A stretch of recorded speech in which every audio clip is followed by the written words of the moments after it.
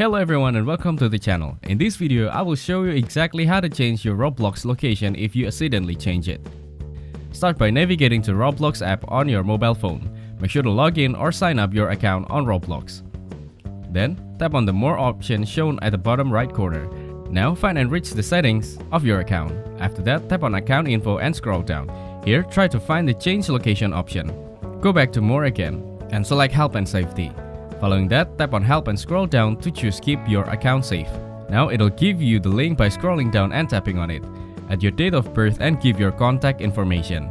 Then enter your username, first name and email address and confirm your email address. Next, select the device which you're having a problem. In the description box, explain your problem to get help.